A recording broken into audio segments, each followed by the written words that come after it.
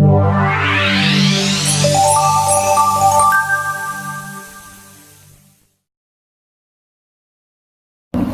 selamat pagi anak-anak ibu semuanya. Sekarang kita jumpa lagi dalam mata pelajaran PKN, yaitu dengan Ibu Nurbaiti. Sekarang kita masuk materi dinamika penerapan demokrasi Pancasila. Yang lalu materi kita adalah hakikat demokrasi. Adapun tujuan pembelajaran kita pada hari ini adalah siswa mampu menjelaskan tentang dinamika penerapan demokrasi Pancasila. Baca buku PKN kelas 11 halaman 43 sampai dengan halaman 49. Dinamika penerapan demokrasi Pancasila. Apa sebenarnya demokrasi itu? Pada hakikatnya rumusan demokrasi Pancasila tercantum dalam sila keempat Pancasila, yaitu kerakyatan yang dipimpin oleh hikmat kebijaksanaan dalam permusyawaratan perwakilan. Rumusan tersebut pada dasarnya merupakan rangkaian totalitas yang terkait erat antara satu sila dan sila yang lainnya. Notonegoro menyatakan, demokrasi Pancasila adalah kerakyatan yang dipimpin oleh hikmat kebijaksanaan dalam permusyawaratan perwakilan, yang berketuhanan yang Maha Esa, yang berkemanusiaan yang adil dan beradab, dan yang mempersatukan Indonesia, dan yang berkeadilan sosial bagi seluruh rakyat Indonesia. Ahmad Sanusi mengutarakan 10 pilar demokrasi konstitusional Indonesia. Menurut Undang-Undang Dasar Negara Republik Indonesia tahun 1945. Pertama, demokrasi yang berketuhanan yang Maha Esa. Seluk-beluk sistem serta perilaku dalam menyelenggarakan kenegaraan Republik Indonesia harus taat asas, konsisten, atau sesuai dengan nilai-nilai dan kaidah-kaidah dasar ketuhanan yang Maha Esa. Kedua, demokrasi dengan kecerdasan, yaitu mengatur dan menyelenggarakan demokrasi menurut Undang-Undang Dasar Negara Republik Indonesia tahun 1945. Itu bukan dengan kekuatan naluri, kekuatan otot, atau kekuatan massa semata-mata. Pelaksanaan demokrasi itu justru lebih menuntut kecerdasan rohaniah, kecerdasan akliyah, kecerdasan rasional, dan kecerdasan emosional.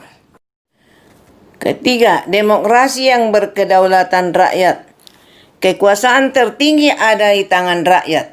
Secara prinsip, rakyatlah yang memiliki atau memegang kedaulatan itu. Dalam batas-batas tertentu, kedaulatan rakyat itu dipercayakan kepada wakil-wakil rakyat di MPR.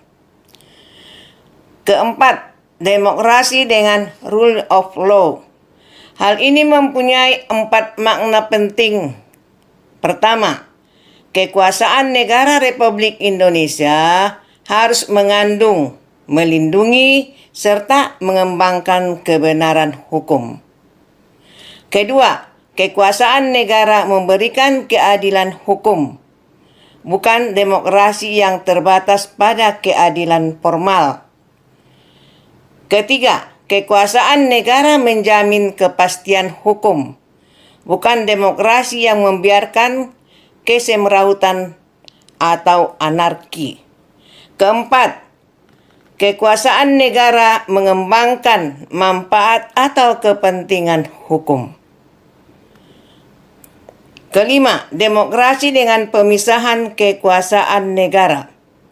Demokrasi menurut Undang-Undang Dasar Negara Republik Indonesia tahun 1945 bukan saja mengakui kekuasaan negara Republik Indonesia yang tak terbatas secara hukum, melainkan juga demokrasi itu dikuatkan dengan pembagian kekuasaan negara dan diserahkan kepada badan-badan negara yang bertanggung jawab.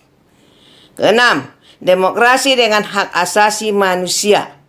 Demokrasi menurut Undang-Undang Dasar Negara Republik Indonesia tahun 1945 mengakui hak asasi manusia yang tujuannya bukan saja menghormati hak-hak asasi manusia, melainkan terlebih-lebih untuk meningkatkan martabat dan derajat manusia seutuhnya. 7. Demokrasi dengan pengadilan yang merdeka. Demokrasi menurut Undang-Undang Dasar Negara Republik Indonesia tahun 1945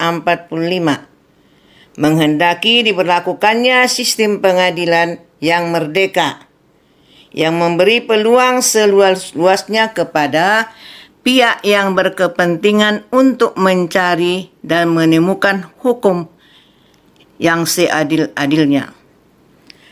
8. Demokrasi dengan otonomi daerah.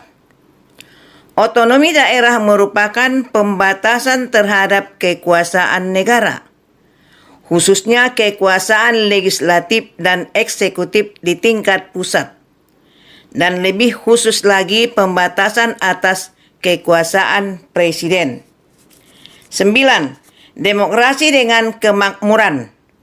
Demokrasi itu bukan hanya soal kebebasan dan hak, bukan hanya soal kewajiban dan tanggung jawab, bukan pula hanya soal mengorganisir kedaulatan rakyat atau pembagian kekuasaan negara.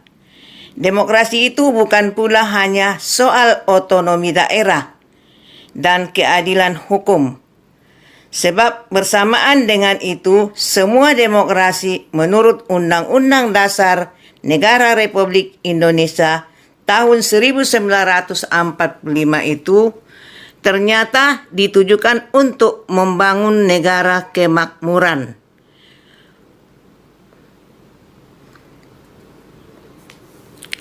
Ke-10, demokrasi yang berkeadilan sosial.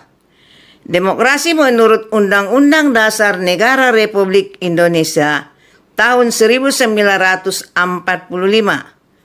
menggariskan keadilan sosial di antara berbagai kelompok, golongan, dan lapisan masyarakat.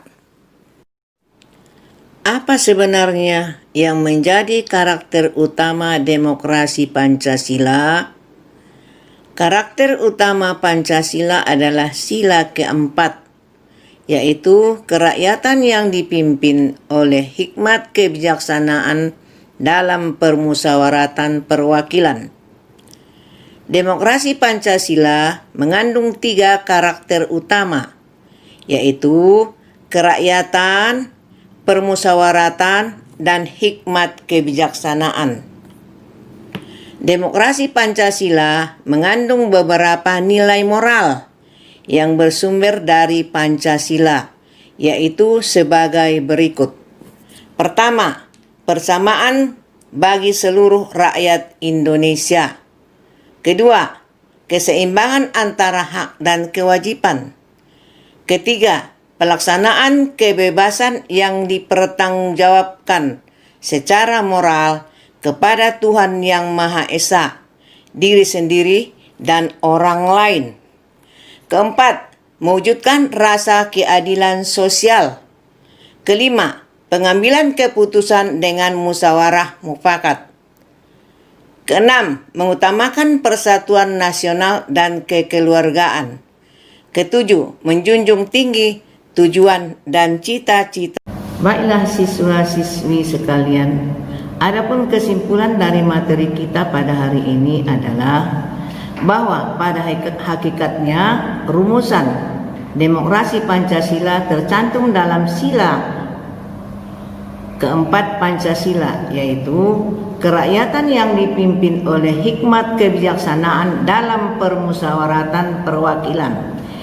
Ya, adapun 10 pilar demokrasi konstitusional Indonesia menurut Pancasila dan Undang-Undang Dasar Negara Republik Indonesia tahun 1945, yaitu 1. Demokrasi yang berketuhanan yang Maha Esa, 2. Demokrasi dengan kecerdasan, 3. Demokrasi yang berkedaulatan rakyat, 4. Demokrasi dengan rule of law, 5. Demokrasi dengan pemisahan kekuasaan, 6. Demokrasi dengan hak asasi manusia, 7. Demokrasi dengan pengadilan yang merdeka, 8. Demokrasi dengan otonomi daerah, 9. Demokrasi dengan kemakmuran, 10. Demokrasi yang berkeadilan sosial. Ingat, persiapkan diri pada materi yang akan datang, yaitu periodisasi perkembangan demokrasi Pancasila. Apabila ada hal-hal yang kurang dimengerti, Ibu akan buka sesi tanya jawab dalam Discord. Demikianlah pembelajaran kita pada hari ini. Jaga kesehatan, tetap di rumah. Terima kasih atas perhatiannya. Semangat pagi.